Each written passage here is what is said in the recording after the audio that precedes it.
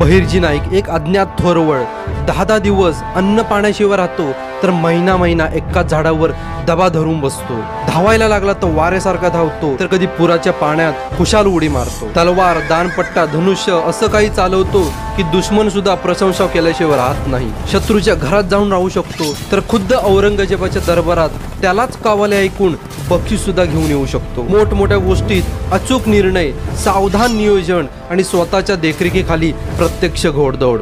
हा बहिर्जी नाईक जणू शिवरायांचा तिसरा डोळाच होता आणि शिवराय त्यांना इतके मानतात की महाराजांच्या शयनगृहात एकमेव व्यक्ती तो जिजाऊ महासाहेब यांच्या व्यतिरिक्त विना परवाना कोण जाऊ शकत असेल तर फक्त बहिर्जी नाईकच। महाराजांचा नाईकांवर एवढा विश्वास होता की हा माणूस चुकून सुद्धा एक चूक करू शकत नाही, एवढा दृढ विश्वास होता। मुघलांना रणांगणात चारी मुंड्या चित करून जेव्हा शिवाजी महाराज राज्याभिषिक्त झाले होते, तेव्हा सुद्धा बहिर्जी नाईक समोर येऊ शकत नव्हते, इतकी गुप्तता पाळत होते हे नाईक। महाराजांचा अभिषेक सुरू होता, महाराज मुक्त हस्ताने गरिबांना भरभरून द्रव्यदान करत होते आणि एक म्हातारा फकीर रांगेत उभा होता। तो म्हातारा हुंदके देऊन रडत होता आणि महाराज त्याच्याकडे पाहत होते।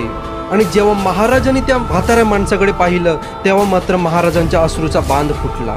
ओठांवर मिशा नव्हत्या तेव्हापासून मी आणि बहिर्जींनी हे हिंदवी स्वराज्याचे स्वप्न पाहिले होते।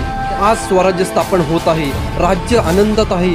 आजवर ज्यांनी सारी संकटे आपल्या छाताडावर झेलली, तो बहिर्जी नाईक आज याचिकेंच्या रांगेत उभा आहे। कसली वेडी माणसे असतील ती, एका मंदिराला फरशी दान केली म्हणून 7 घरांची नावे टाकणारे तुम्ही आणि आम्ही त्या बहिर्जी नाईकांच्या काळजाला समजू शकू का? स्वतःच्या बायकोला सुद्धा अनेक वर्ष आपला पती शिवरायांच्या गुप्तहेर खात्याचा प्रमुख आहे हे सुद्धा माहीत नव्हतं। इतकी कमालाची गुप्तता पाळत होते।